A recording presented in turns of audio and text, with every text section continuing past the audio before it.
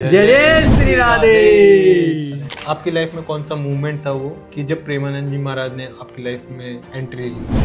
मतलब मेरे पास उनके लिए कोई शब्द नहीं है कि मैं उनकी तारीफ करूं, है ही नहीं, कम पड़ जाएंगे जो उसका। तो आपकी लाइफ में सबसे बड़ा बदलाव क्या है उनकी वजह से? उनकी वजह से मेरी लाइफ में कोई बदलाव नहीं है, परंतु ये आंखें मचकारी थी पहले, ये मटकती थी, वो दिख गई कोई तो घूम जाती थी पूरी। अच्छा, वो सुधार हो गया थोड़ा सा। अब वो पराई बहन बेटियाँ मुझे देखते हैं तो प्रेमानंद जी महाराज सामने ही खड़े हो जाते हैं। लेकिन आजकल के काफी सारे लोग हैं जो सुनते तो है उनकी बातें, मानते भी है, लेकिन अप्लाई नहीं करते। जिसने प्रेमानंद जी महाराज को सुन लिया, मैं मना करता हूँ, मेरे दोस्त है मान। अब मेरे दोस्त वो थोड़ा सा ड्रिंक वगैरह करते हैं, नॉन वेज भी खाते हैं, तो मैं उनसे बोलता हूँ भूल गई प्रेमानंद जी को मत सुनना। अगर किसी ने प्रेमानंद जी महाराज को सुन लिया ना, उसकी छाया को ही मानना पड़ेगा, उसकी परछाई को मानना पड़ेगा। वो पूरा ब्रेन हैक कर लेते हैं उसका।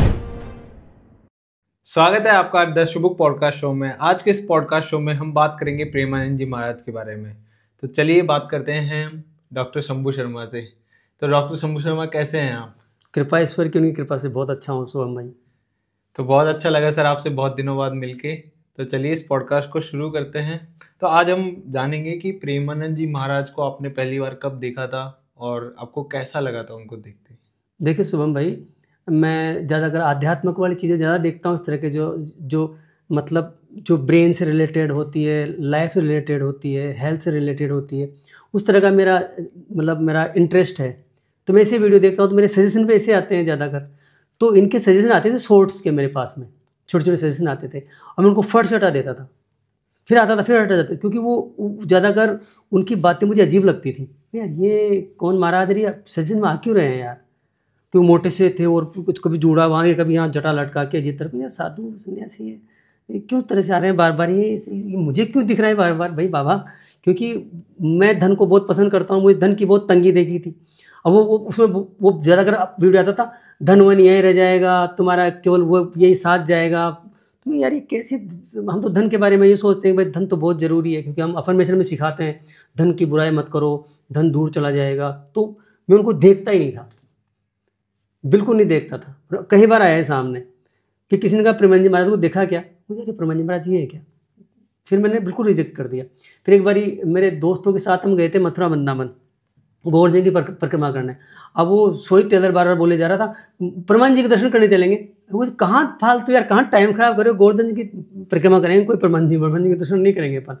मतलब कोई इंटरेस्ट नहीं, कोई मतलब छोरे मतलब पीछे लड़ाई हो गई हमारे, मान के चलो, और नहीं गए दर्शन करने प्रेमानंद जी के दर्शन। बोला 2 बजे 1:30 बजे निकलते, 1 बजे निकलते, मैं जानता ही नहीं था, इतना इंटरेस्ट भी नहीं था। तो मैंने गोवर्धन जी की परिक्रमा की, प्रेमानंद जी के दर्शन नहीं किए। मतलब शुरुआत ऐसी हुई थी भाई, जानकारी उनका नाम सुनना करना, ऐसा बिल्कुल इन्फ्लुएंस नहीं था उनसे मैं 1% भी। तो फिर आपकी मतलब आपको कब महसूस हुआ कि यार प्रेमानंद जी महाराज लोगों की लाइफ में बहुत ज़्यादा इम्पैक्ट आ रहे हैं? आपकी लाइफ में कौन सा मूवमेंट था वो कि जब प्रेमानंद जी महाराज ने आपकी लाइफ में एंट्री ली? मुझे पता ही नहीं है कब ऐसा हुआ, परंतु मैं थोड़ा थोड़ा देखने लग गया उनको, उनकी रील्स वगैरह थोड़ी थोड़ी मुझे बढ़िया लगने लगी, क्योंकि जो जवाब थे ना वो मुझे यूनिक लगते थे। अच्छा, मैं इम्प्रेस होने का कारण था, शॉर्ट्स में मान लो कोई किसी प्रश्न का जवाब दिया उनको, तो मुझे वो यूनिक लगता था। यार ये जवाब तो एक साधु चिलमवाड़ा बाबा, या मेरे को ज़्यादा अगर मेरे दिमाग में साधु की एक इमेज थी, चिलमवाड़े बाबा, या वो गाली गलौज करने वाले, माँ के लखड़ ये करने वाले, या वो हठ योगी ऐसे याद करने वाले, वो अपनी अपनी साधनाएं हैं, वो बहुत अच्छा कर रहे हैं। वो चिलम पीते हैं, वो बहुत अच्छा कर रहे हैं, उनका अपना एक सिस्टम होता है, ठीक है।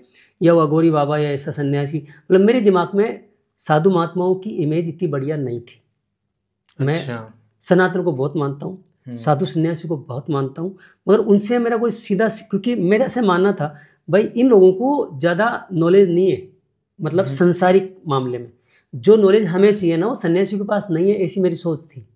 अच्छा, विवेकानंद जी को छोड़ दो, क्योंकि उनका मामला अलग है। बाकी जो बाबा हैं, सन्यासी है, इनके बारे में मेरा बिल्कुल भी एक नेगेटिव सोच बना हुआ था कि इन लोगों के पास में सांसारिक ज़्यादा नॉलेज नहीं है, ये भक्ति की बातें करते हैं, ईश्वर प्राप्ति की बातें करते हैं, रामायण की बात करते हैं, भगवत गीता की बात करते हैं, और ये जो है हम इनको सुन करके प्रोग्रेस नहीं कर सकते, हम इनको सुन करके लॉ ऑफ अट्रैक्शन का यूज़ नहीं कर सकते, हम इनको सुन करके ज़िंदगी में धन दौलत समृद्धि ऐश्वर्य प्राप्त नहीं कर सकते।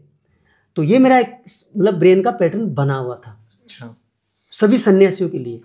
तो मैं एक दो सन्यासियों को पहले सुनता था, जैसे कि बीके सिमानी को सुनता था मैं, तो उनका एकदम अलग तरह का बात करने का तरीका, तो वो सेट हो रहा था मैं बिल्कुल में, तो मुझे वही लेवल पसंद था।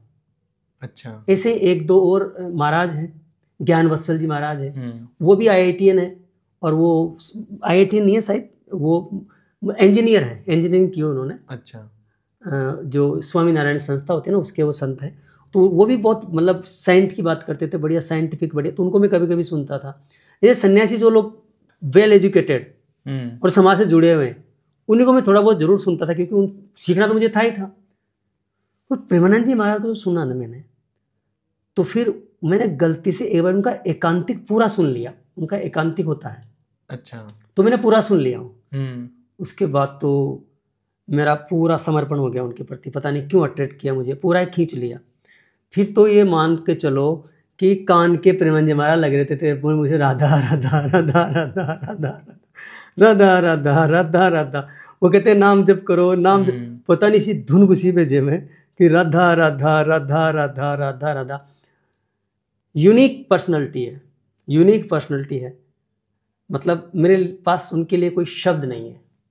अच्छा। कि मैं उनकी तारीफ करूं, है ही नहीं, कम पड़ जाएंगे यूज करूंगा तो आपकी लाइफ में सबसे बड़ा बदलाव क्या है उनकी वजह से?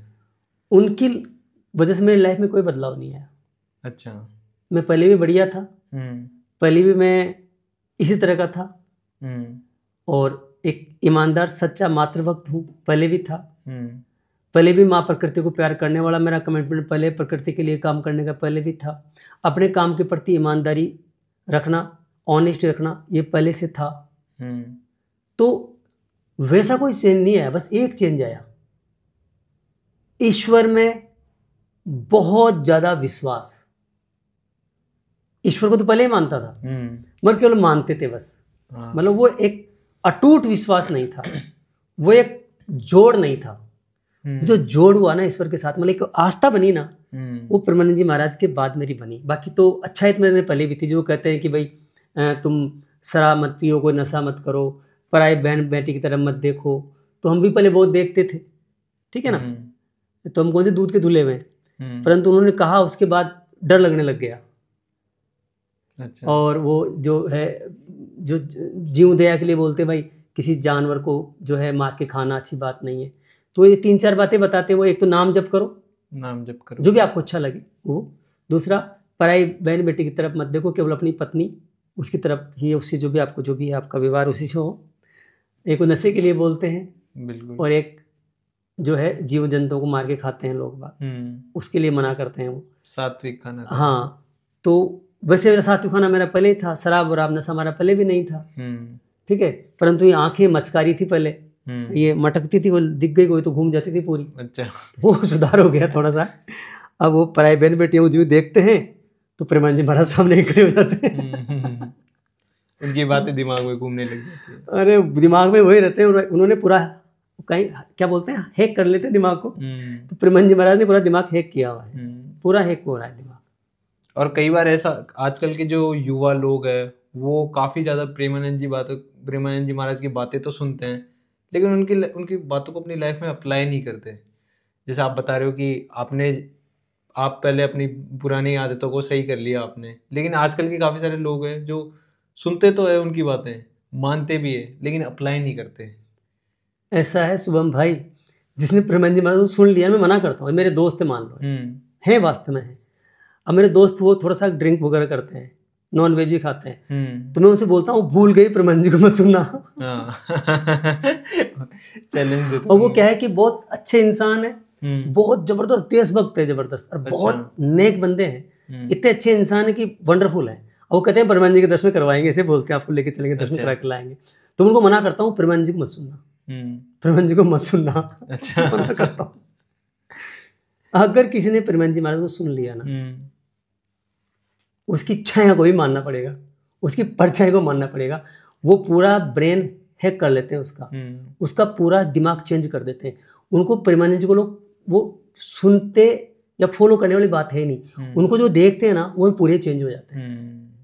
अब मान लो वैसे वीडियो आया, नॉर्मली देखा, बात नहीं, अगर उनको कोई देखने लग जाता है तो ऑटोमेटिक उनको फॉलो करता है, मजबूरी में करता है। जबरदस्त चेंज हो रहा है। इसका लाइव नज़ारा वहाँ जाके देखिए, उनके स्वागत में कितने लोग खड़े होते हैं, उनमें से 95% यूथ होते हैं, जवान लोग होते हैं एकदम। जाके देखिए आप, बता बंदा। मुझे तो भाग्य नहीं मिला अभी तक कि मैं परमान जी महाराज जी के भी दर्शन कर पाऊँ। वो एक बार मौका मिला था, सोहित ने कहा था कि चलो चलते हैं दर्शन करने, मैं गर्म फूटा था। मैंने कहा कौन से परमानंद जी यार, फालतू तू यहाँ है गोवर्धन जी की परिक्रमा करने, तो किसी के दर्शन कराने ले जा रहा है वहाँ पे, ये बोला था मैंने। तो उसके बाद तो मौका नहीं मिला। मेरे दोस्त ने करके आपको दर्शन करवाएंगे। और अब तो जब से ये स्वर विज्ञान चला है तो उधर भी मेरे बहुत सारे संपर्क हैं, तो अब तो थोड़ा टाइम मिलते हैं, दर्शन कर लेंगे कभी। वो जो यात्रा में जाके जो उनके निकलते हैं मॉर्निंग में, तो वहाँ केवल यूथ ही होते हैं 95% के ऊपर। उनके एकांतिक में जाके देखो, लोग यूथ ही होते हैं सारे प्रश्न पूछने वाले। उनके संत देखो आप, सारे के सारे यूथ, और उनकी सेवा किस तरह करते हैं, ऐसे उनको हाथ तो में रखते हैं। मैंने देखा इतना ख्याल रखते हैं उनका, मतलब इतना जैसे कि भगवान की पूजा कर रहे हैं उनको, मतलब इतना केयर करते हैं उनकी। यहाँ से मान लो सोल हट गई, उनको उनके हवा करना, उनके लिए केयर करना उनकी।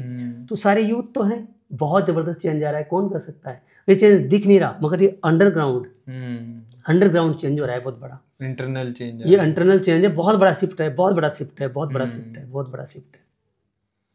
और जैसे है ना, काफ़ी सारे लोग ये भी बोलते हैं, जैसे मैं नेगेटिव नहीं कहना चाहता इसके बारे में, लेकिन कुछ लोग ऐसे बोलते हैं कि अगर प्रेमानंद जी महाराज के पास इतनी ज़्यादा भक्ति है, भक्ति की पावर है, भक्ति की शक्ति है, तो वो अपने शरीर को भी तो ठीक कर सकते हैं उस चीज़ से, लेकिन वो चीज़ वो अपने शरीर पर नहीं लगाते।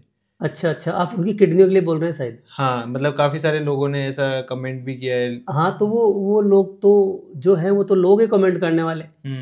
तो उनके लिए मैं क्या कहूँ? प्रेमानंद जी महाराज की किडनियाँ एग्जैक्ट मुझे ध्यान नहीं है, लगभग 20 साल हो गए जैसा बता रहे हैं। अच्छा। और वो हंसते हंसते से कहते हैं कि जिसने कहा था डॉक्टर मैं तुम 2-3 साल जियोगे, वो डॉक्टर आज जिंदा है एक नहीं।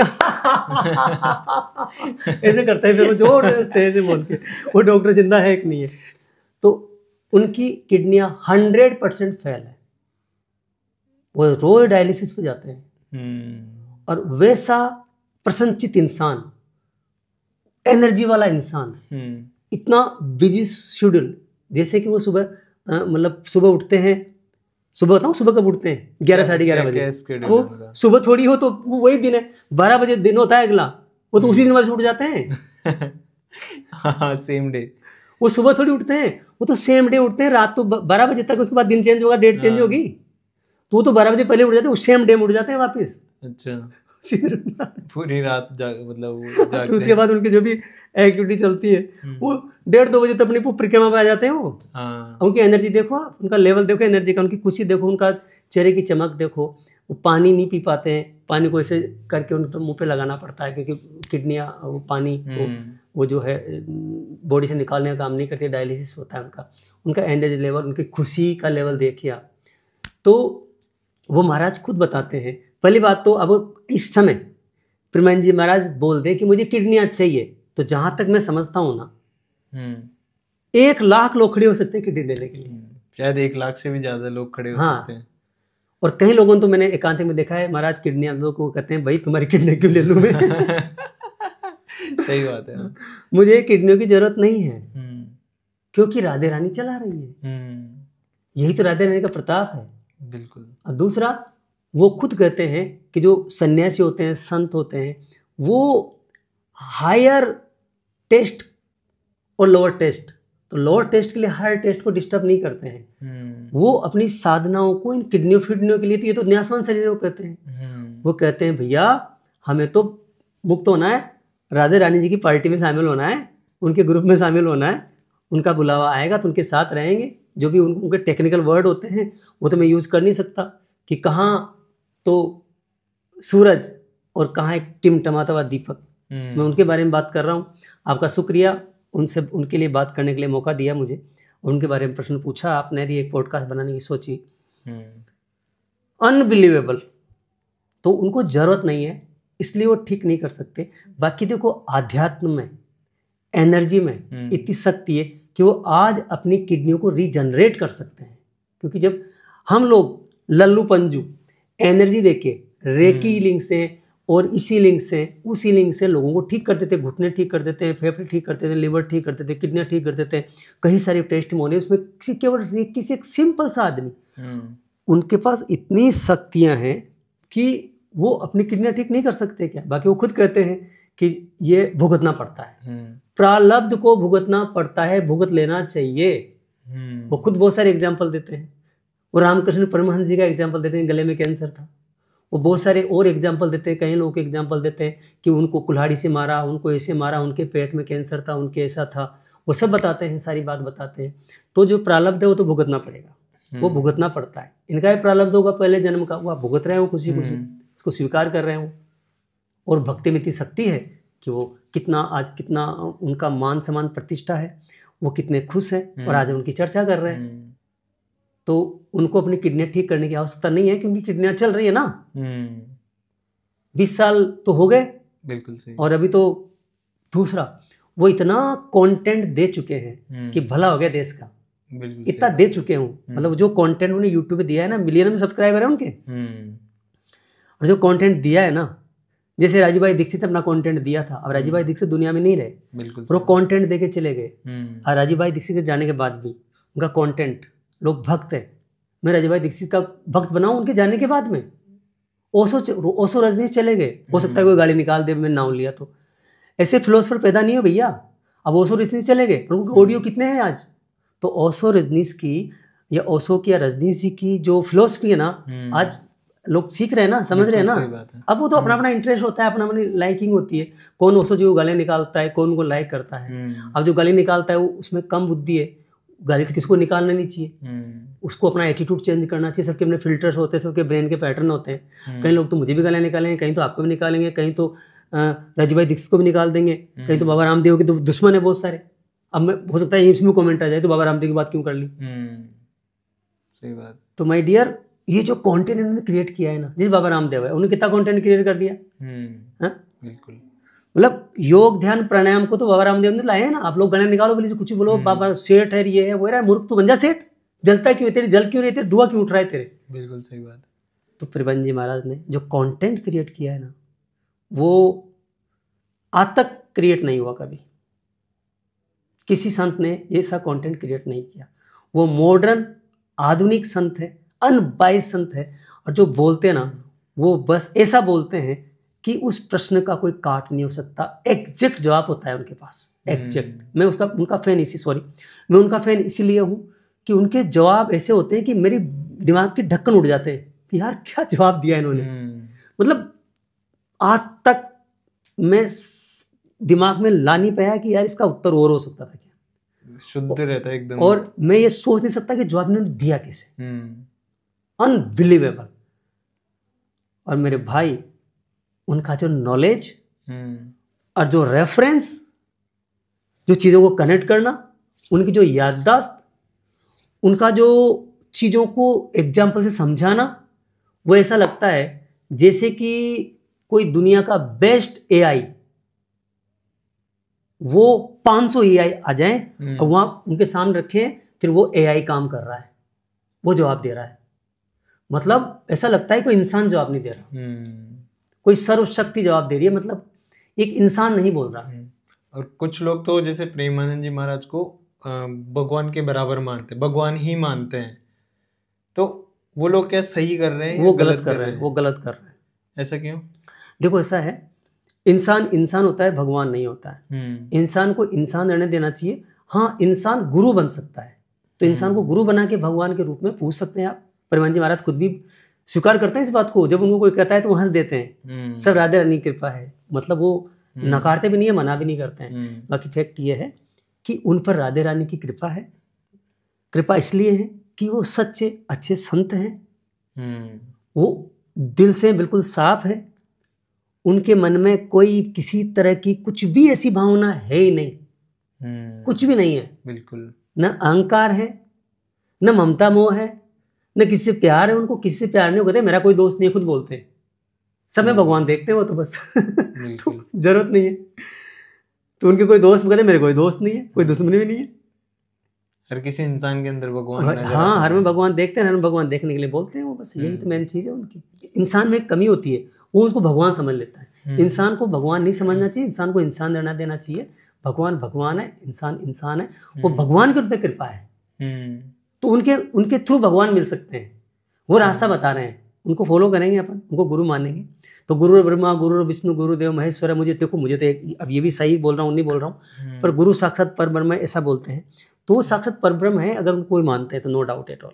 तो उनकी भावनाएं हैं, जो उनको भगवान के रूप में मानते हैं तो उनकी भावनाएं हैं, कोई बात नहीं है। बाकी उनको गुरु के रूप में मानना चाहिए। उन पर राधे रानी की विशेष कृपा इसलिए कि वो उसके पात्र हैं, उन्होंने वो सारा पैरामीटर पूरे किए हैं पहले, तब कृपा हुई है उनके ऊपर। ये कोई बिल्ली के बाग से छीका नहीं टूटा कि इनको मिल गई फेम, नहीं, उन्होंने तपस्या की है। जो उनका तपस्या करने का तरीका था, उनका समर्पण था, वो उनका अलग तरह का था। मतलब इतना ईश्वर में फेथ, इतना समर्पण, इसलिए वो इस लेवल पे है। गुरुदेव महान है और इक्वल टू गॉड है, नो डाउट एट ऑल। आपको कभी मतलब आपके जीवन में सबसे बड़ी सीख कौन सी मिलती है आपको हमारे गुरुदेव से?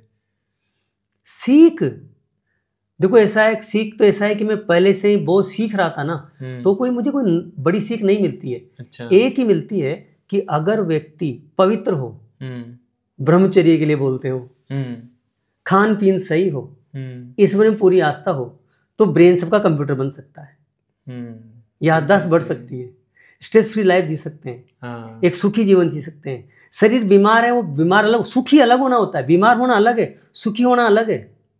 सुखी इंसान भी बीमार हो सकता है। हाँ, बीमार सुखी हो सकता है। सुखी जो है वो मतलब बीमार आदमी सुखी हो सकता है, और दुखी आदमी है ना वो बीमार हो सकता है, बीमार आदमी सुखी हो सकता है। उल्टा पुल्टा कर लो कैसे भी।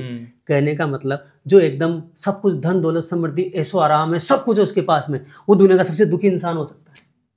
और एक इंसान जो गरीब है, बीमार है, फटीचर है, वो दुनिया का सबसे सुखी इंसान हो सकता है। There is no relation between सुखी एंड गरीबी एंड अमीरी, कंफर्ट, लग्जरी एंड फकीरी, ये अलग चीजें हैं।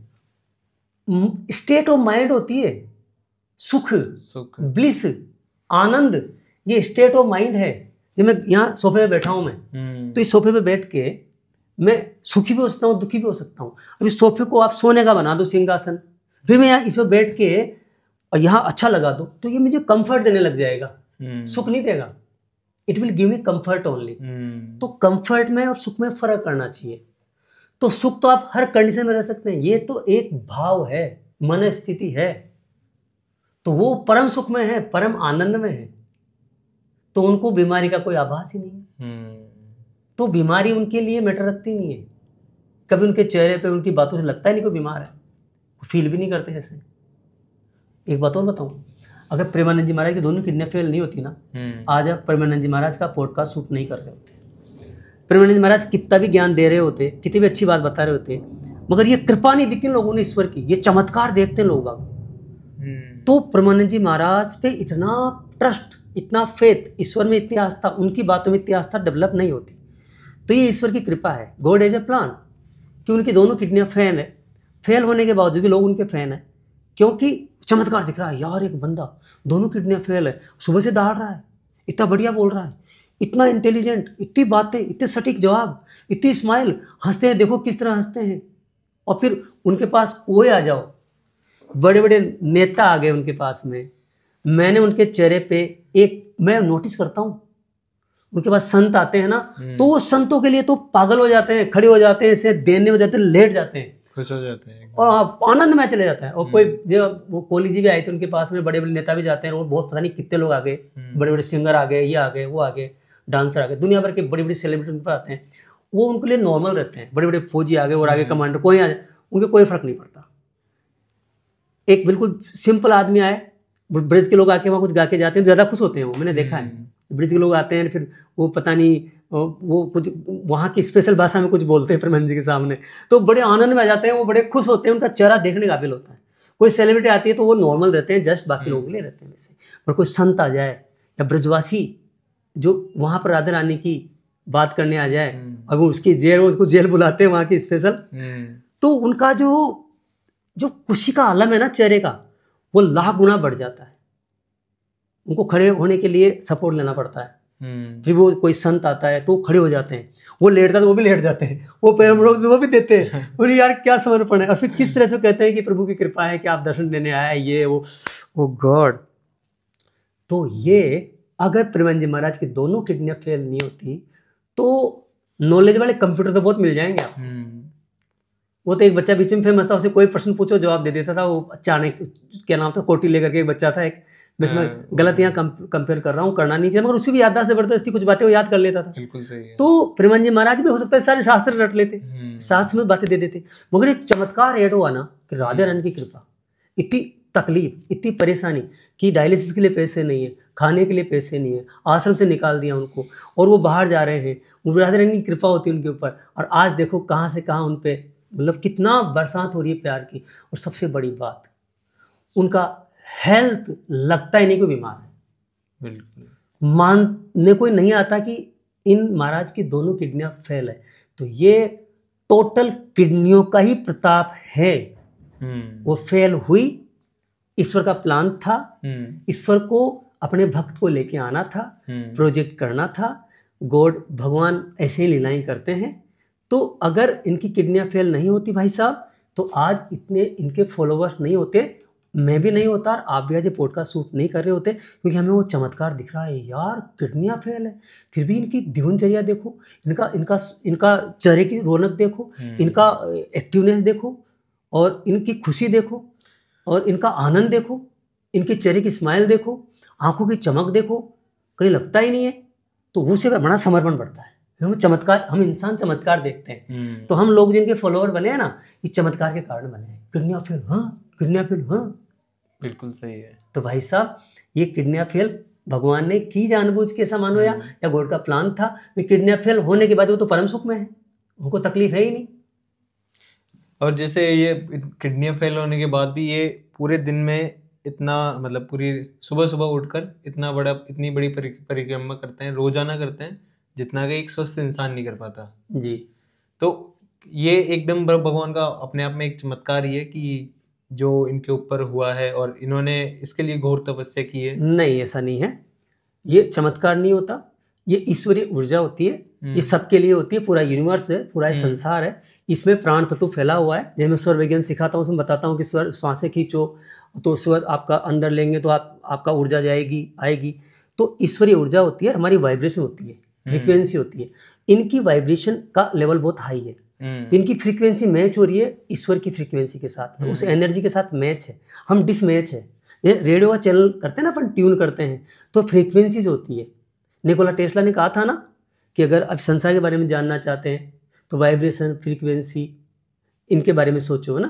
तो इनका जो फ्रीक्वेंसी है, इनका जो वाइब्रेशन है, ये मैच हो रहा है, जो सर्वशक्तिमान परमात्मा की फ्रीक्वेंसी मैच हो रहा है, तो इनको एनर्जी मिलती है। जैसे हम लोग रेकी हीलिंग करते थे, एनर्जी गॉड से एनर्जी मांगते हैं, हीलिंग करते हैं। हम सिंपल इंसानी एनर्जी मांग के हीलिंग कर देते हैं, तो इनको ऑटोमेटिक गॉड की एनर्जी मिलती है।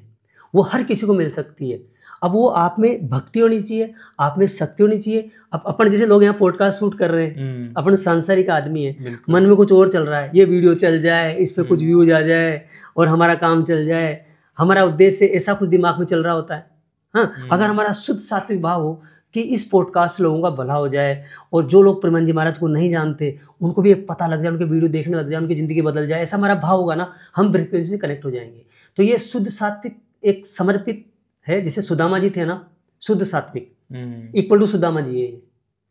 सुदामा जी थे ना, वो 5 घरों में भीख मांगते थे, उनको भीख नहीं मिलती थी तो खाली हाथ घर आ जाते थे, फिर अगले दिन जाते थे, फिर केवल 5 घरों में भीख मांगते थे, नहीं मिलती थी वापस आ जाते थे, फिर 5 घर, तो उनको भीख नहीं मिलती थी इसलिए वो गरीब होते चले गए, खाने को दाने नहीं रहते थे, कुछ नहीं बचता था।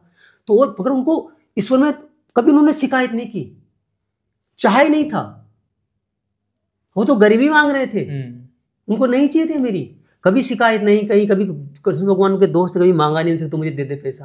वो आते थे, हरे कृष्णा आ जाते थे वापस। उनकी पत्नी ने भेजा उनको कि जाओ भगवान से मांग के लाओ, तरीके से कोई पूरा कहानी है इसकी। तो वहाँ पहुँच गए, वहाँ भी वही बढ़िया दिया नहीं दिया इसने, बढ़िया किया नहीं दिया इसने। और वहाँ जब सुदामापुरी में वापस आए थे सुदामा जी, तो वहाँ सुदामापुरी थी पूरी की पूरी, द्वारापुरी की तरह से, और अपनी पत्नी को नहीं पहचान पाई कि ये मेरा घर है, मेरी पत्नी। बोला मैं ही हूँ, बोला नहीं।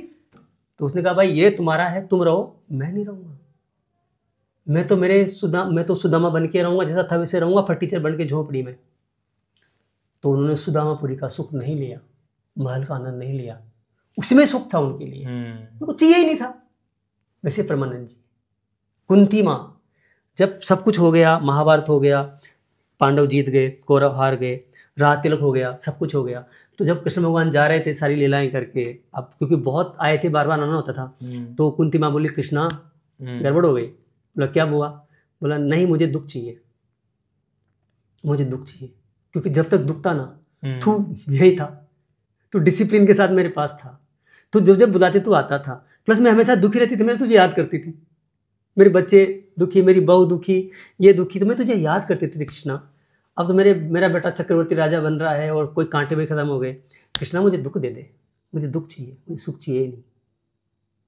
तो ये अलग तरह के लोग होते हैं। मीराबाई को क्या कमी थी? बिल्कुल, क्या कमी थी उनको बताओ? उनको वो अलग, ये कुछ अलग है, ये अलग है कुछ।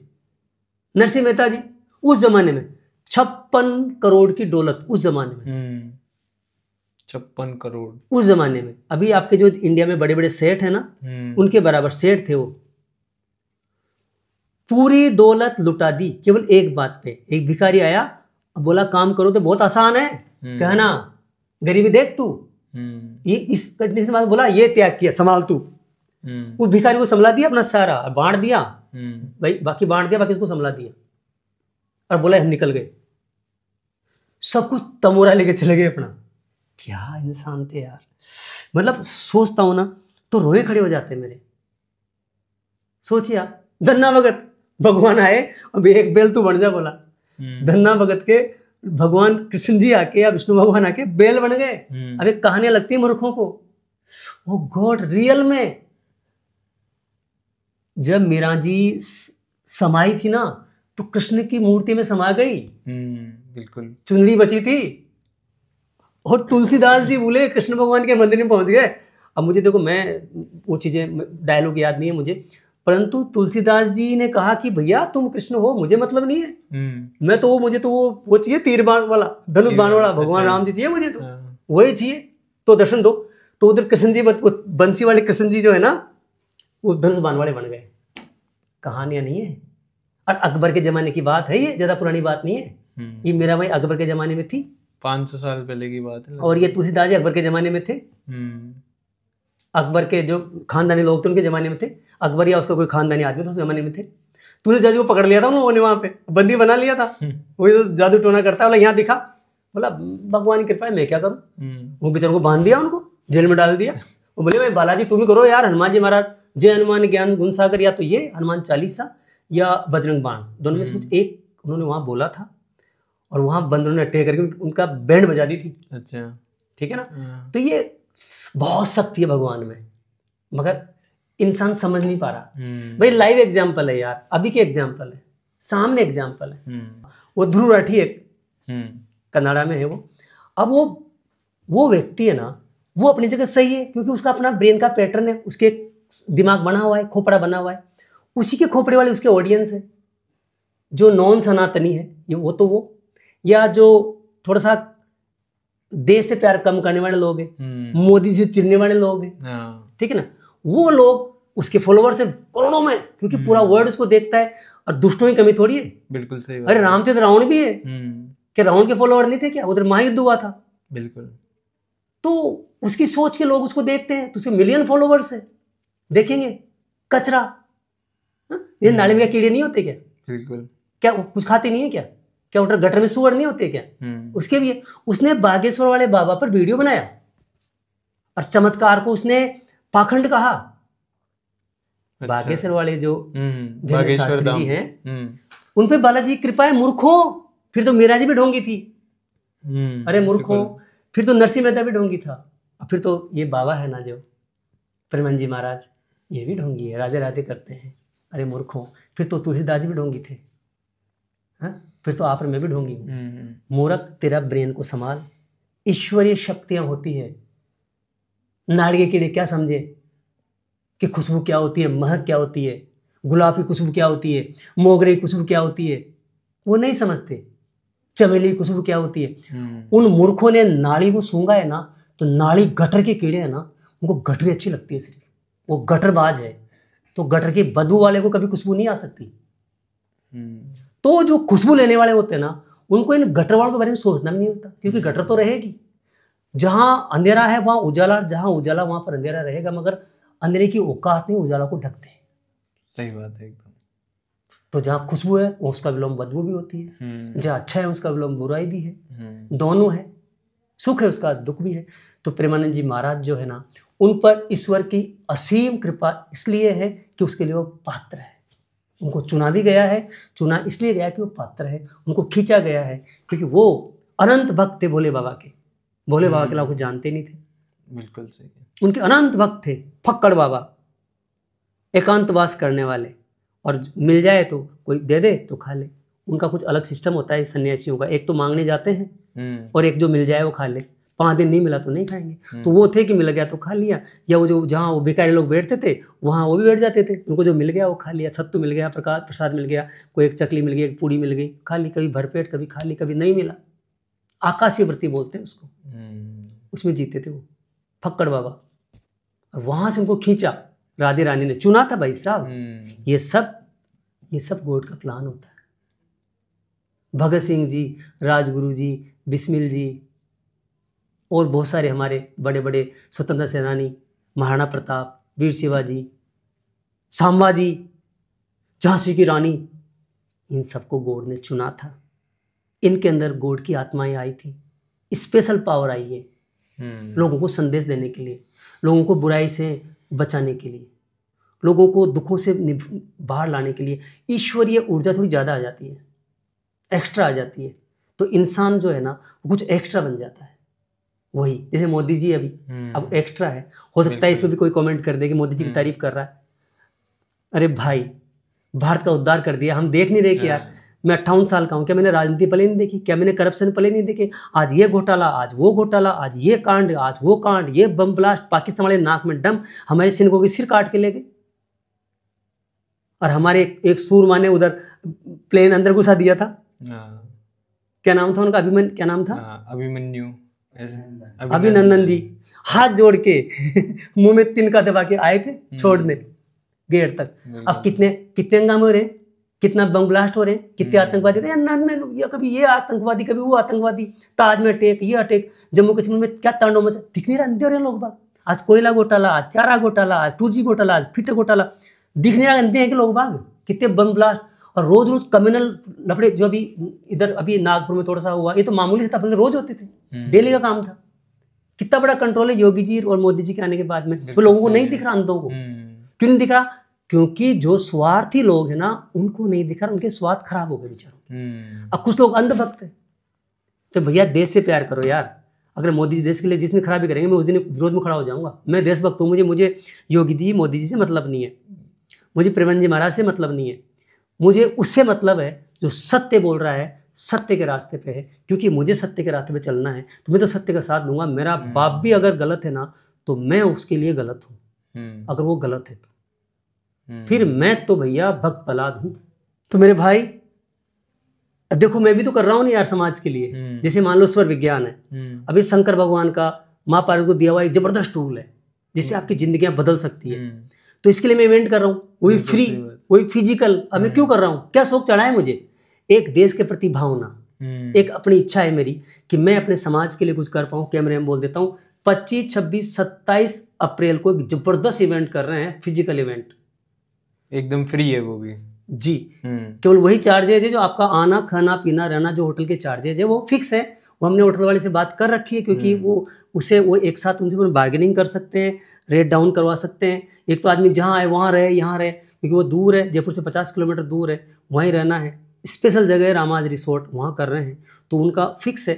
वो आप फार्म भरेंगे, उसमें डिटेल आएगी आपका, उसके बाद फिल्टर होगा, आपसे बातचीत करेंगे। अगर आप काबिल हुए तो आपको फिर इनवाइट करेंगे, आप आएंगे, आपका खाना पीना रहना आपका है, आना आपका है। ट्रेनिंग मेरी तरफ से फ्री है, लाइफ चेंजिंग ट्रेनिंग रहेगी। स्वर विज्ञान का इतना बड़ा मतलब अनबिलीवेबल रहेगा, मतलब विश्वास नहीं कर पाएंगे, ये चमत्कार है। वो भी एकदम फ्री में, बिल्कुल फ्री है। पहली बार हो रहा है कहीं, मतलब नहीं, संभव नहीं है ऐसा कोई आदमी फ्री कर दे इवेंट फिजिकल। मेरा एनर्जी नहीं लगेगी उसमें, मेरी टीम नहीं लगेगी उसमें, मेरे खर्चे नहीं होंगे उसमें जेब से। हमें तो वैसे भी बेचारा गरीब आदमी रहा हूँ, मेरे आपको पॉडकास्ट में बोला हुआ है, मैंने गरीबी देखी है, तो क्या हमारी थोड़ी बरस गई? अभी बरकरार है। मगर हमें हमें त्याग करने की हमारी भावना है, हम जाते हैं समाज के लिए कुछ करना। तो कितने भी लोग ज्वाइन कर सकते हैं या फिर नहीं, फॉर्म कितने भी लोग भर सकते हैं। उसके बाद उन पर कॉल जाएगा, कॉल जाने के बाद में देखेंगे ये व्यक्ति समाज के लिए कुछ करना चाहता है, अच्छा। ये व्यक्ति अच्छा इंसान है, इसको वास्तव में सर्वविज्ञान की जरूरत है, तो उसको हम इन्वाइट करेंगे, उसको बुलाएंगे। अच्छा। और वो छोटा सा चार्ज रहेगा उसका, वो होटल वालों का, मेरा कोई चार्ज नहीं है। जबकि जो मैं कंटेंट दूंगा ना वो मिनिमम 1 लाख रुपए का है, मैं अपना कंटेंट दूंगा जो। अच्छा। मिनिमम 1 लाख रुपए का है, वो फ्री में दे रहा हूँ, इतना मान के चलो। जबरदस्त कर रहे हैं, तो इसलिए कर रहे हैं कि हमारी भावना है, इसलिए प्रेमानंद जी महाराज की बात कर रहे हैं, वहीं से मेरी भावनाएं जुड़ी हुई है। तो ये 3 दिन जो आप बता रहे हो, 25 अप्रैल, 26 अप्रैल और 27 अप्रैल, इसमें टाइमिंग क्या रहेगी जो लोग वहाँ पे आएंगे? देखो ये कुछ लोग तो 24 को आ जाएंगे रात को, कुछ 25 को सुबह पहुंचेंगे। हाँ। तो हम चालू कर देंगे, तो 25 के दिन पूरा इवेंट होगा, 26 के दिन पूरा होगा, 27 को पूरा होगा। अच्छा। अब 27 को जिनको निकलना होगा निकल जाएंगे, अब जिनको 28 को जाना है सुबह, तो 28 को सुबह चले जाएंगे। हम फ्लेक्सिबिलिटी अपनाएंगे, होटल में बात कर लेंगे। अच्छा। मान लो कोई पहले पहुंच रहा है बेचारा, दूर से आ रहा है, तो 24 को रात को आ जाएगा ना, तो 24 को रात को चेक इन क्या बोलते हैं होटल वाले वो।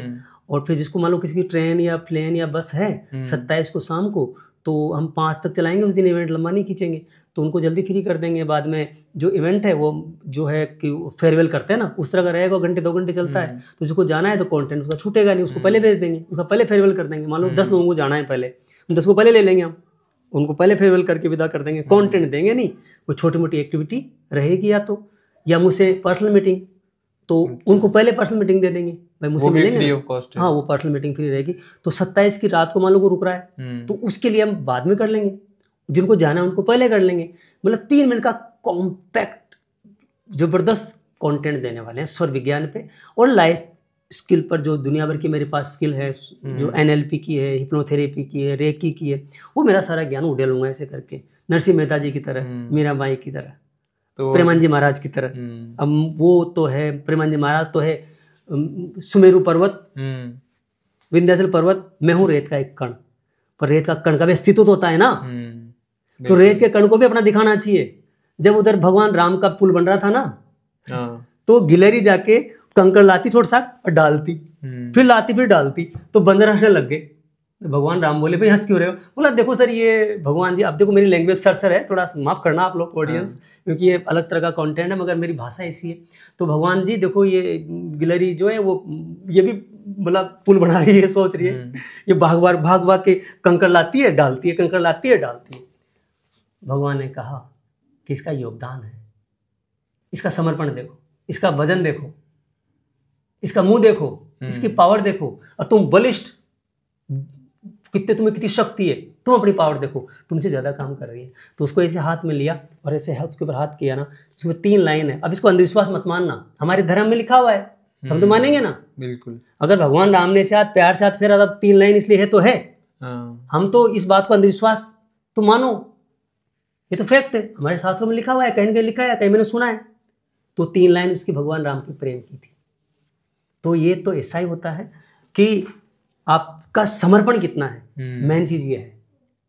जंगल में आग लग गई, जंगल में आग लग गई तो सब जानवर इधर उधर भाग रहे, और एक कौवा जो है वो देख रहा, चिड़िया पागल हो गई। एक चिड़िया थी, वो जाए कहीं पानी चोंच भरे उस पर डाले, फिर उड़े, फिर पानी डाले, फिर उस पर डाले।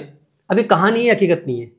ये कहानी, वो कहानी नहीं है भगवान राम वाली, वो हकीकत थी, वो हकीकत। ये कहानी है समझाने के लिए।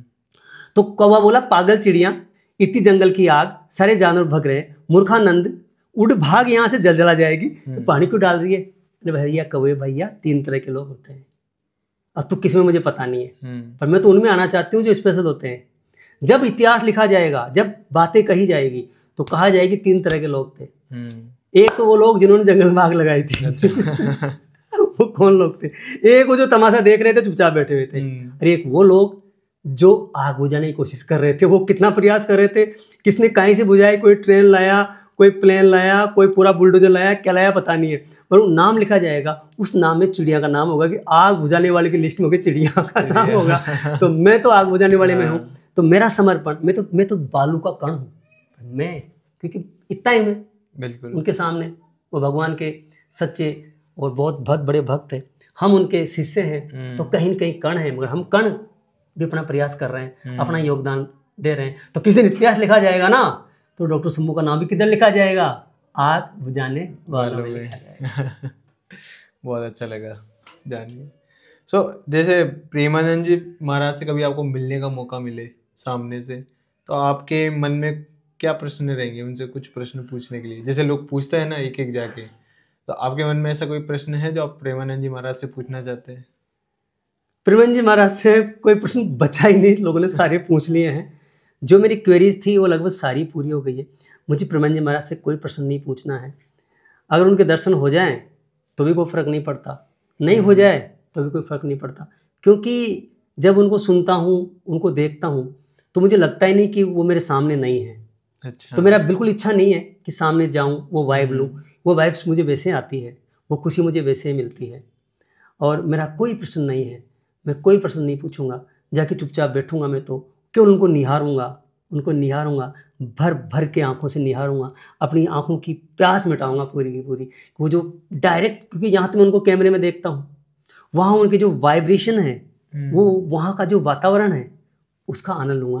प्रश्न पूछ के मैं अपने आनंद को कम नहीं करूँगा, क्योंकि इंसान की एक आदत होती है, जब वो प्रश्न पूछता है ना, तो वो बाकी को प्रश्न नहीं सुनता, वो खुद के प्रश्न का इंतजार रखता है। मेरा नंबर कब आया, मेरा प्रश्न कब पूछेंगे, मेरा नंबर कब आया, मेरा प्रश्न कब। वो बहरा हो जाता है उतनी देर के लिए, उसको केवल अपने प्रश्न की लगी रहती है। तो वो मेरा नंबर आएगा, मेरा प्रश्न पूछूंगा, मेरा नंबर आएगा, पता नहीं आएगा कि नहीं आएगा। मैं तो वहाँ जाके बैठ जाऊंगा और मेरी आंखें से निहारूंगा उनको, आंखें फाड़ फाड़ के निहारता रहूँगा, और आंखों में बड़े बड़े यहाँ पर आंसू होंगे, अभी भी आ सकते हैं, मगर मुझे रोकने पड़ रहे हैं। और मैं बस निरुत्तर हो जाऊँगा, निरप्रश्न हो जाऊँगा। बस वहीं मेरी संतुष्टि हो जाएगी। इतना ही मेरा मन जरूर है, एक बारी वो सामने बैठे हुए हो और मैं वो वाइब्रेशन को फील कर सकूं, ये मेरी इच्छा है। मेरा कोई प्रश्न नहीं, क्योंकि वो इतने प्रश्नों के जवाब दे चुके हैं, वो इतना बढ़िया बोलते हैं, और रेमेडी तो कुछ बताते नहीं हो। बिल्कुल सही बात है। रेमेडी तो 4 ही बताते हैं।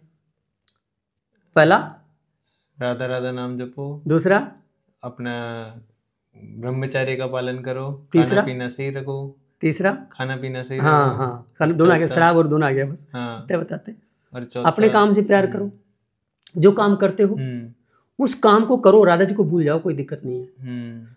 और बाकी अगर काम करते करते राधा जी को नाम ले सकते तो नाम लो, फ्रेश होते होते नाम लो, नहाते नहाते नाम लो, खाते खाते नाम लो, खाना बनाते बनाते नाम लो, कहीं चल रहे हैं तो चलते चलते नाम लो। अब वो काम कर रहे हैं, मान लो आप कंप्यूटर पे काम कर रहे हैं, नाम नहीं ले सकते, 8 घंटे आपने काम किया, मान लो वो पॉडकास्ट बना रहे हैं अभी, तो अभी नाम नहीं ले सकते, तो फिर पॉडकास्ट बनाने के बाद में कहो कि ये जो भी हमने कर्म किया, ये राधे रानी आपके चरणों में समर्पित, तो अब आपको फल मिल जाएगा। बताओ यार, वो तो तगड़े तगड़े उनके जवाब, क्या बताऊं आपको। मतलब सर मुझसे बहुत बड़ा पाप हो गया, मैंने बहुत बड़ा जुल्म कर दिया, मैंने ऐसे कर दिया।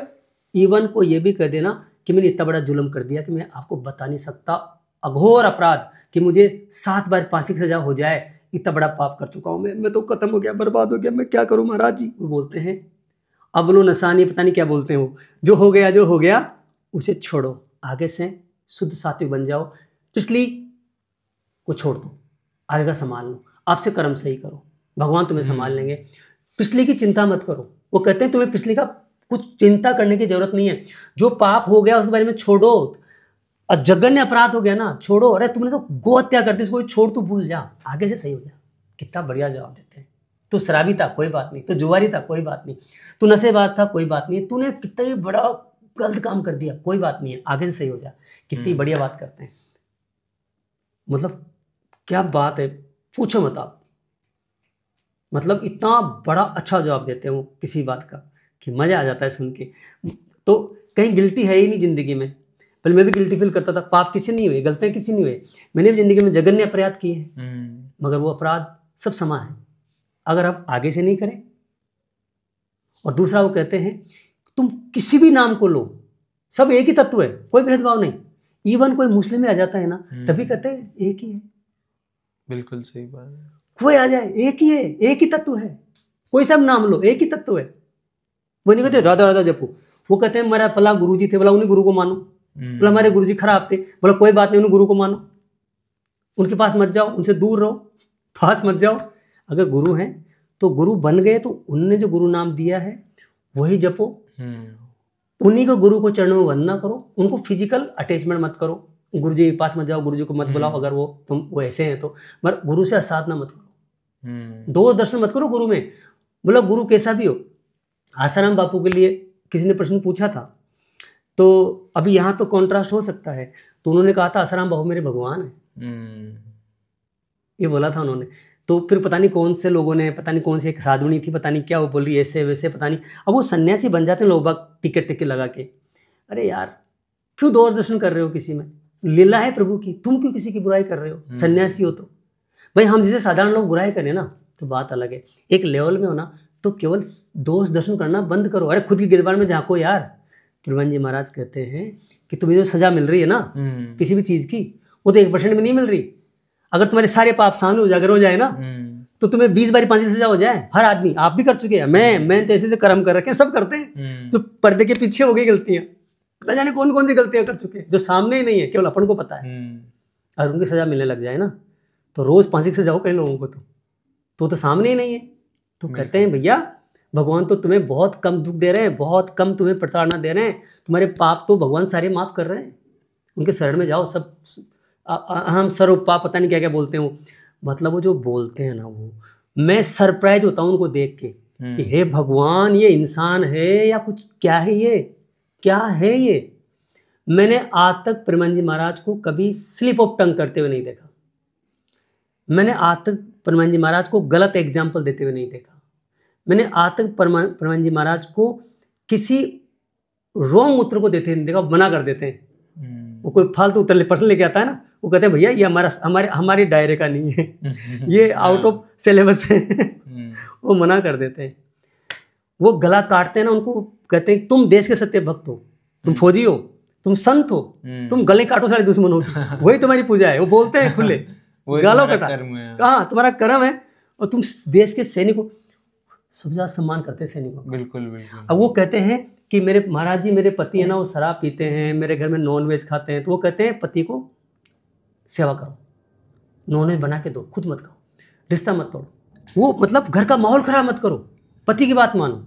हाँ। वैसे बोलते पति की बात। महाराज जी मेरी मम्मी है, मेरे पापा है, माला पहनता हूँ तो डांटते हैं ना, किसने कहा माला पहनो, मत पहनो, क्यों मुंह में नाम लेते हो, मन में नाम किसको पता लगेगा, छिपा के रखो। अब वो महाराज जी मुझे ये दर्शन हो गए, मुझे, तुम्हें अहंकार है, कहेंगे दर्शन हो गए, छिपाओ। तुम्हारे अंदर भक्ति है, तुम्हारे कोई दर्शन हो गए तो छिपाओ, प्रकट मत करो, तो अहंकार है। महाराज जी मुझे भगवान के दर्शन हो गए, बोला ये अहंकार है। यार उनके उत्तर यूनिक होते हैं बाय गॉड। और एक क्वेश्चन और आता है मेरे दिमाग में कि काफी सारे लोग हैं जो ऑरा की बात करते हैं, ठीक है, एक साधारण इंसान के ऑरा की और एक प्रेमानंद जी महाराज के ऑरा की, तो इसके ऊपर आप क्या कहते हैं? उनका ऑरा ऐसा है, गलती से कोई उनके पास जाके बैठ गया ना, उसका मतलब उसने 20 बार शराब छोड़ दिया हो, फिर पी लिया हो, फिर छोड़ दिया हो, वहां बैठ गया ना, वो जन्म छोड़ देता है। वो नॉनवेज है, वहां बैठ गया तो पता नहीं क्या जादू होता है, वो जादू करते हैं। मतलब वो जादू करते हैं, मतलब उनकी ऑरा में वो शक्ति है, वो एनर्जी है कि आदमी उनसे तुरंत इन्फ्लुएंस हो जाता है। उनकी शकल में जादू है। वो एक आदमी आया था, बोला वहाँ नहीं जाएंगे, बोला क्यों, बोला वो जादू कर देते हैं, वहाँ पे जाते हैं तो बस पता नहीं क्या हो जाता है। तो वो कह रहे थे महाराज जी हमारे दोस्त को लेके आने वाले, बोला वहाँ नहीं जाएंगे, वो जादू कर देते हैं, वो वहाँ से तो छूट जाते हैं, मेरा पीना बंद हो जाएगा, मेरा खाना बंद हो जाएगा, मैं नहीं जाऊँगा दर्शन करने। मैंने खुद मेरे दोस्त से बोला ना, प्रेमानंद जी को मत सुना करो। तो उनका अंदर शक्ति इसलिए है कि वो सच्चे हैं, अच्छे हैं, निस्वार्थी है, सच्चे देशभक्त है, सच्चे संत है, पवित्र आत्मा है, बिल्कुल निस्वार्थ है, दिव्य प्रतिमूर्ति है, देव स्वरूप आत्मा है, विशेष चुना है भगवान ने हम लोगों के लिए। मेरी लाइफ में मैंने कभी इतना नॉलेजेबल इंसान आज तक देखा नहीं है। मेरी लाइफ में इतनी नॉलेज के बाद इतना हम्बल इंसान मैंने देखा नहीं है। मेरी लाइफ में अगर प्रेमन जी चाहें एक रात के अंदर अंदर 500 करोड़ रुपए दान में आ सकते हैं, पर वो मना करते हैं आते ही। बिल्कुल सही, वापस ले गए भीख। हमें तो भीख खाएंगे हम तो। उनके कोई फर्क नहीं पड़ता कौन आ रहा है कौन दे रहा है, कोई फर्क नहीं पड़ता उनके, कोई लगाव नहीं है उनका, किसी से लाग लपेट नहीं है, कोई फर्क नहीं है। हाँ फर्क करते हैं, वो फर्क करते हैं। अगर कोई सच्चा संत आता है ना तो वो फ़र्क करते हैं। वो तो बस उसके लिए लेट जाते हैं, खड़े हो जाते हैं, बाकी खड़े नहीं होते। वो खड़े नहीं होते, उसमें कारण है वो खड़े नहीं हो सकते। इस बात ना उनमें अहंकार है, मतलब उनकी, आप पता है डेली डायलिसिस होता है, बॉडी भारी है, तो फिर वो उनको उठने बैठने में दिक्कत आती है। इसलिए प्रत्येक के लिए खड़ा होना जरूरी नहीं है, अहंकार वाली बात नहीं है। अगर देश के प्रधानमंत्री जाएंगे ना तभी खड़े नहीं होंगे वो, मगर एक सत्ता सन चला जाएगा ना तो खड़े होकर लेट जाएंगे उसके लिए। और ये प्रूव करता है कि आज सेलिब्रिटीज, बड़े बड़े लोग संत के पास जा रहे हैं, फकीर के पास जा रहे हैं, कुछ नहीं है। यह है आध्यात्म की पावर, यह है सच्चाई की पावर, यह है सच्चा सनातन का पावर, और यही है धर्म की आस्था का पावर, और यही ईश्वर की पावर जो आज उनकी दुनिया दीवानी है। और आप एक पॉडकास्ट बना रहे हो। मुझे तुझको क्या नॉलेज है, मुझे अधम को क्या नॉलेज है, मगर मैं बोल रहा हूँ उनके बारे में। वो तो इतना कुछ बोल रहे हैं, और जिसने नहीं सुना ना, आज से परमानंद जी महाराज को सुनो, सारे पाप धुल जाएंगे, सारी गलतातें छूट जाएगी अपने आप। वो छाती में बैठ जाते हैं भूत बन के। हालत ये है, उनको सुनने के बाद में पता नहीं क्या होता है कि वो थोड़ा बुराई होती नहीं है, वो दिखते हैं। वो मतलब वीडियो में ही वो तुमको प्रभावित करने लग जाते हैं, इतना दूर बैठे बैठे। वो हो रहा है उनकी ओरा का मतलब, उनके पास वो सच्चाई है उनके शब्दों में। वो जादू इसलिए कि वो सच्चाई है, वो रियल संत हैं।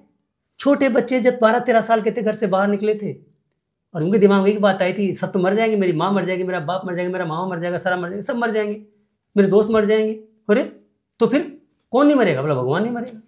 9th क्लास में घर से निकल लिए, बताइए, निडर होके।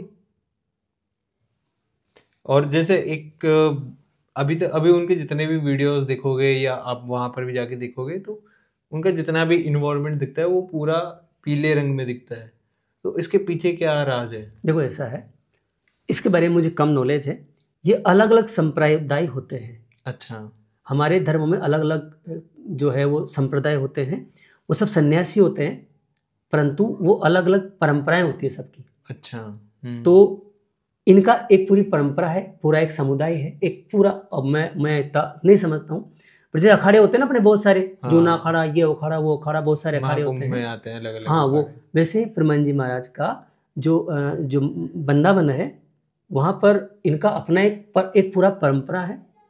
अच्छा। वहाँ स्पेशल मंदिर भी है इनके समुदाय का, तो वहाँ पर स्पेशल ड्रेस है, ड्रेस कोड है वो। अच्छा अच्छा। जैसे कुछ लोग पीला पहनते हैं, कुछ लोग लाल पहनते हैं, कुछ लोग बैंगनी पहनते हैं, कुछ लोग आसमानी पहनते हैं, कुछ लोग सफ़ेद पहनते हैं, कुछ लोग, तो इनकी जो लुंगी है नीचे वो सफ़ेद है, नीचे वाली थम्मत यहाँ तक की, ऊपर पीला है। वो तिलक भी अलग अलग होते हैं, कहीं तिलक ऐसा लगाते हैं, कहीं तिलक ऐसा लगाते हैं, कहीं तिलक ऐसा लगाते हैं, ये सब होते हैं अलग अलग। तो इनका अपना एक पर्टिकुलर एक होता है, वो अलग अलग होते हैं। ये सब चीज़ें सब एक ही है, परंतु ये अलग अलग मतलब वो बने होते हैं, इसलिए इनका स्पेशल ड्रेस है वो। अपने उनके कर्मों के हिसाब से, और कर्मों के हिसाब से नहीं, सिद्धियों के हिसाब से, सिद्धियों के हिसाब से नहीं, वो अपना अपना इंटरेस्ट होता है। गुरु परंपरा है, गुरु परंपरा है, वो अपने अपने सिस्टम है। हर मंदिर का अलग अलग ड्रेस कोड है, तो पता लग जाता है। जैसे हर स्कूल का अलग ड्रेस कोड नहीं होता है? बिल्कुल बिल्कुल। स्कूल में ज्ञान दे के दिया जाता है ना, स्कूल का नाम अलग अलग नहीं होता है क्या? सही बात है। स्कूल की ड्रेस अलग होती है ना, वैसे इनका ये ड्रेस कोड है। और ये ज्ञान तो एक ही है सब में भगवान की बात करते हैं, सब में हमारे भगवान तो एक ही है, परंतु इनके पास जो फ्लेक्सिबिलिटी है ना, समझ है ना, वो जरूरी है, क्योंकि अभी जमाना बदल गया है। बिल्कुल, कलयुग का जमाना है। और एक ही बात बोलते हैं, कलयुग केवल नाम आधारा, सुमर सुमर नर होए पारा। केवल नाम जप करो, नाम जप करो, नाम जप करो। तो उनको वो राज पता है, क्योंकि अभी लोगों के पास टाइम कहाँ है, तो केवल नाम तो जप ही सकते हैं ना, तो वो एक छोटा सा मंत्र देते हैं, नाम जपो, नाम जपो। एक चीज़ और है, जैसे आपने अभी कलयुग की बात करी, तो एक मैंने कहीं पे सुना था कि पहले के जो लोग थे, मतलब जो सतयुग चल रहा था, तो उस समय केवल नाम जप करने से काम नहीं चलता था, बहुत सी तपस्याएं करनी पड़ती थी, बहुत ध्यान लगाना पड़ता था, और इसके अलावा जो योग होता है वो करना पड़ता था, और जो यज्ञ करते हैं वो करना पड़ता था। मतलब दिन रात सुबह शाम भगवान की पूजा करनी पड़ती थी, तब जाके भगवान की वो अपन को वहाँ भगवान मिलते थे। लेकिन वही चीज़ अपने कलयुग में करते हैं, तो कलयुग में केवल नाम जप करने से वो काम हो जाता है। उसका कारण एक ही है ना, क्योंकि अभी ज़माना बदल गया, वक्त बदल गया, लोगों के पास इतना वक्त नहीं है, और शुद्ध, वो कहते हैं शुद्धता नहीं है। वो कहते हैं भाई तुम मान लो हवन करोगे, देसी गाय का घी कहाँ से लाओगे, वो हवन सामग्री शुद्ध कहाँ पे है, तो अशुद्धता हो गई ना पूरी की पूरी। समस्या ये है ना, आप हवन करो तो बहुत अशुद्ध हो गया ना। तो फर्टिलाइजर आ गए, इंसेक्टिसाइड आ गए, जो दवाई बन रही है, जो औषधि है, जो उसमें जो हवन करेंगे जो सामग्री आएगी उसमें भी केमिकल छिड़के कीड़े मारे गए हैं, पहले वहाँ भी तो कीड़े लगते हैं ना। बिल्कुल। तो वो समस्या हो रही है। तो हवन तो अभी भी होते हैं और हवन तो होते रहेंगे, हमारा सनातन का एक परंपरा है। तो हवन तो होते रहेंगे, हवन तो होते हैं, यज्ञ, ये पता नहीं बहुत सारी चीज़ें होती है अलग अलग, मगर ये इजीएस्ट वे है ना भगवान मतलब प्राप्ति करने का, अपने को शुद्धि करने का। नाम जब से शुद्धि हो जाती है, फिर शुद्धि हो जाएगी तो आप ऑटोमेटिक चेंज होते चले जाओगे। बिल्कुल। फिर यहाँ से आप बढ़ जाओगे तो फिर सारी साधनाएं ये है, नाम जब के बाद आप कीर्तन करना है और ज़्यादा साधना में जाना है। मगर एक जो गृहस्थ आदमी है ना उसके लिए बताते हैं वो सिंपल वे। भाई गृहस्थ आदमी सन्यासी थोड़ी बन सकता है, पर वो घर में रह के भी पैंट शर्ट में सन्यासी हो सकता है, केवल नाम लेके शुद्ध भोजन करके शुद्ध आचार विचार करके वो सन्यासी बन सकता है। वो यही बताते हैं कि तुम घर में सन्यासी बन के रहो, परिवार में रहो। वो कहते हैं यहाँ वहीं रहो, घर में यहाँ क्यों आ रहे हो, घर में सन्यासी बन के रह जाओ ना। बिल्कुल बिल्कुल, ये है उनका कहने का मतलब। तो वो तो महान संत है, स्पेशल है, सुपर है, हमें उनकी बहुत जरूरत थी, सही टाइम पे आए हैं। Thank you lord Krishna, thank you thank you thank you. हे राधे माँ, जय श्री राधे कि वो अभी आए हैं और वो इस तरह से बहुत बड़ा चेंज आया है और हम बातें कर रहे हैं। भाई उनको सुनो, मुझे सुन के तो उन तक सुनने की प्रेरणा ले लो, बस इतना है। बस उनको सुनो, महासागर है ना, कई फीट नहीं होते उनके ज्ञान के सामने। बिल्कुल सही है। और जो उनका जो समर्पण हो, जो प्रेम है ना, वो सब प्रेम फीका है उनके प्रेम के साथ में सामने। एक बार अगर गलती से भी उनका वीडियो देख लिया ना, गलती भी कर दी ना देखने की, तो ऐसी आदत लगती है कि वो तुम बार बार ही गलती करोगे है ना। तो उनके शब्दों में इतनी पावर है कि मतलब अभी तक तो लोगों ने सुना होगा कि शब्दों में पावर, शब्दों में शक्ति होती है, लेकिन एक बार प्रेमानंद जी महाराज को सुनो, उनको जाके सुनोगे तो तुम खुद बोलोगे कि यार शब्दों में वाकई में बहुत शक्ति होती है। बिल्कुल, उनका मतलब वो बहुत क्लियर है ना। मैंने एग्जांपल दिया ना, बहुत क्लियर है। वो फौजी को बोलते हैं चलाओ गोलियां, मारो, कोई दिक्कत नहीं, तुम सच्चे संत हो। पत्नी को कहते हैं तुम बना के खिलाओ, कोई दिक्कत नहीं, मगर पति से बैर मत करो। बिल्कुल सही है। सर मैं माड़ा नहीं कहते हैं मत पहनो, नाम मत करो, नाम मन में करो, घर में कलेश पंगा मत करो। वो मतलब इतना हजारों जवाब है उनके, हजारों, और सारे ऑथेंटिक है, साइंटिफिक है, पूरे के पूरे। कहीं कंफ्यूज नहीं करते वो, कहीं कंफ्यूज नहीं करते, मतलब पूरा बैलेंस जवाब देते हैं, एकदम साधारण और सरल भाषा में जवाब देते हैं। बिल्कुल ऑथेंटिक, और इतना कि बस उसके लिए मेरे पास वर्ड्स नहीं है, वैसे जवाब देते हैं। मतलब उनके बारे में क्या बात करूं मैं, क्या मैं तो ये कहता हूँ कि उनको मैं सुनता रहता हूँ, सुबह उठता हूँ तो सुनता हूँ, रात को सोता हूँ तो सुनता हूँ, और मेरा सुनने के पीछे स्वार्थ होता है केवल, I want to give my knowledge because I am a counsellor, मैं काउंसलर हूँ। तो काउंसलिंग में मुझे बातें काम आती, तो स्वार्थ से मैंने सुनना शुरू किया था उनको। अच्छा, कि मेरा ज्ञान बढ़ जाए, नॉलेज बढ़ जाए। तो मेरी काउंसलिंग में जो मैंने सीखा है उसका बहुत बड़ा पार्ट प्रेमानंद जी महाराज का कंटेंट से मैंने सीखा है। अच्छा। और स्वार्थ से उधर गए थे और सुनते सुनते अब दीवाने हो गए उनके। इस पॉडकास्ट को खत्म करने से पहले आपके कुछ शब्द आप जो प्रेमानंद जी महाराज के लिए कहना चाहते हैं? मेरे पास तो कोई शब्द ही नहीं है मेरे भाई, एक ही शब्द कहूँगा कि अगर प्रेमानंद जी महाराज को हल्के में ले लिया है तो बहुत बड़ी गलती कर रहे हो, जैसे मैंने की थी। अच्छा। हल्के में लेकर के, क्योंकि वो समझ में नहीं आते जल्दी से, वो समझ में आते नहीं है। क्यों? एक पत्नी को बोल रहे हैं कि तुम पति को मीट बना के खिलाओ, बताओ, तो आदमी समझ में नहीं आए। वैसे बहुत सारे उनके जवाब है जो कि आपको पहली बार समझ में नहीं आएंगे। धन साथ नहीं जाएगा, पूरा सुनो। मैंने उनको इतना धन साथ नहीं जाएगा, अरे ये धन के प्रति नेगेटिव बोल रहे हैं। तो उनको पूरा सुनो और समझने के लिए उनका एकांतिक वार्ता सुनो, एकांतिक वार्ता सुनो पहले, सबसे पहले। मतलब पूरी जिंदगी बदल जाएगी। आपको मोटिवेशनल स्पीकर बनना है, उनको सुनो। आपको धार्मिक आदमी बनना है, उनको सुनो। आपको पैसे वाला बनना है, उनको सुनो। आपको अच्छा पति बनना है, उनको सुनो। आपको अच्छी पत्नी बनना है, आप उनको सुनो।